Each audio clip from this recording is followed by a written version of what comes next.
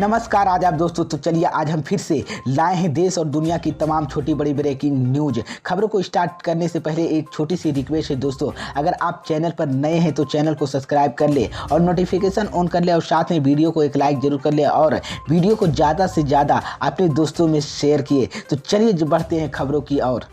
इसी बीच पर दोस्तों अगली खबर की औरतों की एक बार फिर से नुपुर शर्मा के समर्थन में उतरा सुप्रीम कोर्ट। सुप्रीम कोर्ट ने नुपुर शर्मा को गिरफ्तार मांग वाली याचिका को कर दिया खारिज। जी हाँ दोस्तों, आपको बता दें ये बड़ी खबर सामने निकल कर आई दोस्तों कि शुक्रवार को मुख्य न्यायाधीश ललित, जस्टिस रविंद्र भट्ट और जस्टिस PM नरसिम्हा बेंच याचिका पर सुनवाई की रिपोर्ट के अनुसार शीर्ष न्यायालय ने कहा कि देखने में नुकसान नहीं पहुंचाने वाला लगता है, लेकिन इसके दूरगामी परिणाम होता है।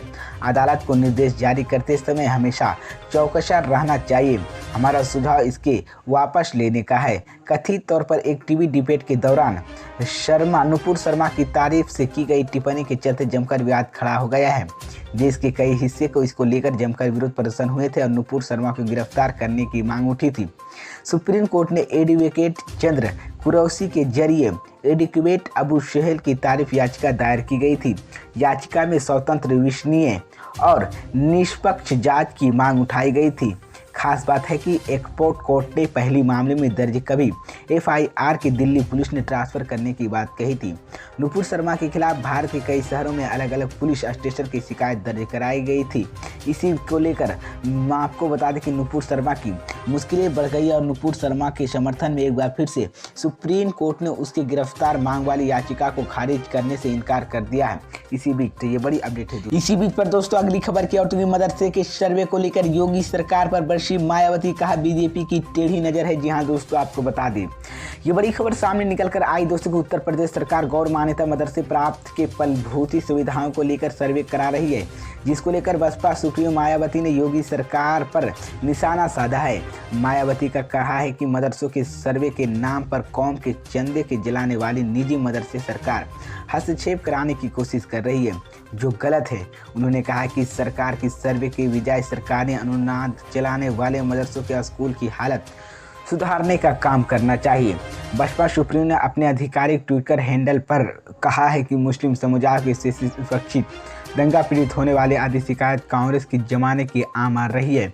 फिर भी बीजेपी द्वारा तुष्टीकरण के नाम से कृत्रिम राजनीति करके सत्ता में आने के बाद इनका दामन अतिरिक्त करने की खेल अवकरण जारी है, जो अतिरिक्त अनवरत कर दी है। इसके साथ ही उन्होंने ट्वीट कर जिसमें लिखा है कि इसके कार्यक्रम में अब यूपी मदरसे पर भाजपा सरकार टेढ़ी नजर है। मदरसे सर्वे के नाम पर कौम के चंदे पर चलाने वाले निजी मदरसों के हस्तक्षेप प्रयास कर रही है। दरअसल यूपी सरकार ने मदरसों की शिक्षा व्यवस्था को लेकर राज्य में सभी जिलाधिकारी सर्वे कराने का निर्देश दिया है, जिसका मकसद राज्य में सभी गैर सरकारी मदरसों वहां पर शिक्षा व्यवस्था समेत मूलभूत सुविधाओं की जानकारी जुटाना है। इसके लिए सर्वे टीम का गठन किया गया है, जिसमें SDM, DPS और जिला अल्पसंख्यक अधिकारी शामिल होंगे। सर्वे के बाद रिपोर्ट प्रशासन भेजी जाएगी। इसी बीच तो ये बड़ी अपडेट है दोस्तों कि सर्वे को लेकर मदरसे के सर्वे को लेकर योगी सरकार पर मायावती ने जोरदार हमला बोला है। इसी बीच पर दोस्तों अगली खबर की औरतों की नीतीश कुमार का एक बार फिर से मोदी सरकार पर जोरदार हमला, कहा देश को तबाह करने की कोशिश कर रही है बीजेपी। जी हाँ दोस्तों, आपको बता दें ये बड़ी खबर सामने निकल कर आई दोस्तों कि बिहार के मुख्यमंत्री नीतीश कुमार दिल्ली के 3 दिवसीय दौरे के बाद गुरुवार को पटना लौट चुके हैं और नीतीश कुमार का मानना है कि उनका दिल्ली दौरे सफल रहा है। उन्होंने कहा है कि बीजेपी देश के तबाह करने की कोशिश कर रही है। बिहार के CM नीतीश कुमार ने कहा है कि मैं विपक्षी नेताओं को एकजुट करने की काम कर रहा हूं और मेरी कोशिश जारी रहेगी। मेरा दृढ़ विश्वास विपक्षी नेता जल्द ही एकजुट होगा और सभी बीजेपी के खिलाफ लड़ाई में अपना योगदान देंगे। 2 से 3 महीने प्रधानमंत्री पद के उम्मीदवार पर फैसला अंतिम होगा। फिलहाल मैं विपक्षी दलों की प्रधानमंत्री पद की उम्मीदवार नहीं हूं। नीतीश कुमार ने कहा है कि हम काम में विश्वास रखते हैं और बिहार के विकास का कार्य कर रहे हैं। जब मैंने बिहार की कमान संभाली थी तब बिहार की प्रजनन दर 4.3 थी, अब लड़कियों की शिक्षा के कारण 2.9 हो गई है। हम काम करते प्रचार नहीं। उन्होंने कहा कि बीजेपी अब एक बदली हुई पार्टी है। यहाँ पर बीजेपी नहीं जो अटल समय हुआ करती और बीजेपी की नीतियों के नियम अब बदल जाएगा। बता दें कि पटना लौटे के बाद लालू यादव की दिल्ली के विभिन्न विपक्षी नेताओं के साथ बैठक नतीजे की अवगत कराया।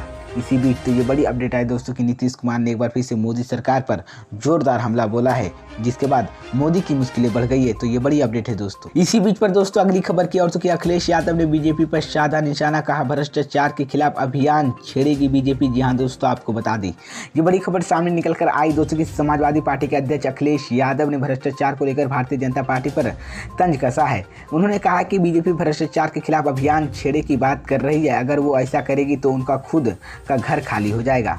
अखिलेश यादव ने कहा कि सरकार ये अभियान नहीं जुमला बनाकर कर रही है। सपा अध्यक्ष अखिलेश यादव ने भ्रष्टाचार को लेकर बीजेपी पर निशाना साधते हुए अपने आधिकारिक ट्विटर हैंडल पर ट्वीट कर उन्होंने कहा कि भाजपा कह रही है कि वो भ्रष्टाचार के खिलाफ अभियान छेड़ेगी, तब वो उनका घर खाली हो जाएगा। फिर सरकार गिरनी बनाने की पैसा भाजपा के पास कहां से आएगा, कठपुतले शोने तौर पर कैसे खींचा जाएगा, आखिर ये अभियान जुमला बनाकर कर जा रही है। उन्होंने लिखा है कि भो से भाजपा और भो से भ्रष्टाचार होता है। दरअसल बीजेपी और समाजवादी पार्टी के बीच सियासी बयानबाजी उस वक्त से भी ज़्यादा तेज हो गई जब अखिलेश यादव ने डिप्टी सीएम केशव प्रसाद मौर्य के सीएम पद का ऑफर दिया था। उन्होंने कहा कि अगर केशव प्रसाद मौर्य 100 विधायक लेकर आते हैं तो हमें उन्हें मुख्यमंत्री पद के लिए बाहर के समर्थन करेंगे। अखिलेश यादव ने इसी बयान के बाद यूपी की सियासत तेज हो गई है। एक बाद मैं आपको बता दें कि बीजेपी के कई नेताओं के बयान सामने आए कि उन्होंने सपा अध्यक्ष पर जोरदार तरीके से पलटवार करना शुरू कर दिया है। अखिलेश यादव के इसी बयान पर केशव प्रसाद मौर्य ने प्रतिक्रिया सामने और उन्होंने कहा है कि अखिलेश यादव मुझसे गुन्ना करते हैं और विधानसभा में अखिलेश यादव मेरे प्रति प्यार सबने देखा है। अखिलेश यादव खुद डुबाने वाले हैं, मुझे मुख्यमंत्री क्या बनाएंगे। समाजवादी पार्टी अब समाजवादी पार्टी हो गई है। जिस तरह से पानी निकालने के बाद मछली तड़पती है, उसी तरह अखिलेश यादव सत्ता के बिना तड़प रहे हैं। तो ये बड़ी अपडेट है दोस्तों। इसी बीच पर दोस्तों अगली खबर की ओर की सत्यपाल मलिक ने राहुल गांधी की तारीफ, बोले भारत जोड़ो यात्रा से देश की है उम्मीद। जी हाँ दोस्तों, आपको बता दें ये बड़ी खबर सामने निकल कर आई दोस्तों कि मेघालय के राज्यपाल सत्यपाल मलिक ने कांग्रेस नेता राहुल गांधी की प्रशंसा करते हुए कहा कि उन्होंने उम्मीद है कि उनकी भारत जोड़ो यात्रा देश के लिए कुछ अच्छा करेगी। बता दें कि कई मौके पर पीएम नरेंद्र मोदी और उनकी नीतियों की सत्यपाल मलिक आलोचना करते हुए कहा है कि इस बार भी मौका श्रम ने सिर्फ राहुल गांधी तारीफ बल्कि पीएम मोदी पर निशाना भी साधा है। राजपथ के कार्यकर्ताओं पद किए जाने के मालिक के वाग्या कशा और पीएम पर तीसरे दिन कई उद्घाटन करते हुए शायद उनका कुछ नहीं होगा, इसलिए राजपथ का बदला दिलाया है। लेकिन मैं आपको बता दें कि उत्तर प्रदेश के बुलंदशहर जिले की मुढ़ी बागपुर गांव में एक कार्यक्रम के दौरान एक सभा को संबोधित करते हुए सत्यपाल मलिक ने कहा कि कांग्रेस नेता राहुल गांधी अच्छा काम कर रहे हैं और उनके प्रयासों की शुभकामनाएं दी। सत्यपाल मलिक ने शुक्रवार को STA फोन से बात करते हुए अगर उनके प्रयास कराना सहारण मैं उसे दूंगा। राहुल गांधी मेरी शुभकामनाएं मान सकते हैं। यह पूछे जाने के लिए आज़ादी से पहले और बाद देश की यात्रा तक हुई और उन्हें सभी अच्छे परिणाम मिले। उन्होंने कहा कि मुझे उम्मीद है कि इस यात्रा से भारत जोड़ो यात्रा को भी देश के कुछ अच्छा परिणाम होगा। सत्यपाल मलिक ने स्पष्ट कहा कि वो पीएम के खिलाफ नहीं थे, लेकिन उन्होंने जो मुद्दे उठाए वो उनके पीएम फायदे होंगे अगर वो उन्हें पर कार्रवाई की है। सत्यपाल मलिक मेघालय ने कहा कि राजपथ के नाम बदलने की कोई आवश्यकता नहीं है, क्योंकि जैसे ही उन्होंने दावा किया है ये नाम देश के पहले पंडित जवाहरलाल नेहरू थे रखी थी। इसी बीच तो ये बड़ी अपडेट है दोस्तों।